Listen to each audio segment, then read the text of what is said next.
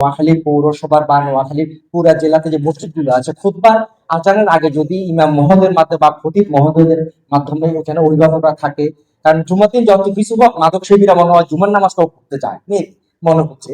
তো ওইখানে যদি ইমামদের বা খতিবদের মাধ্যমে যদি একটা যে মানে ইয়ার ব্যবস্থা করা যায়, যে ইসলামিক ফাউন্ডেশন এবং মসজিদের বিভিন্ন মসজিদে আর কি সেটা। আর একেবারে যে পুলিশ সুপার আসার পরে কিন্তু মোটামুটি মাদক বিরোধী অভিযানটা কিন্তু জোরদার হয়েছে। এই ব্যাপারে কিন্তু অবশ্যই নোয়াখালী পুলিশ সুপার মহোদয়কে ধন্যবাদ পাওয়ার যোগ্য। নোয়াখালী পুলিশ সুপার মহোদয় আসার পর এটা জোরদার হয়েছে, ওনাকে আবারও ধন্যবাদ জানাচ্ছি। তবে একই সাথে যে যেটা বলছি যে ওই যে যেটা বলছি কিশোর গ্যাং, এটাকে যদি দমানো যায় শহরে, বিশেষ করে নোয়াখালী শহরে, তাহলে কিন্তু মাদকটা অবশ্যই কমে আসবে।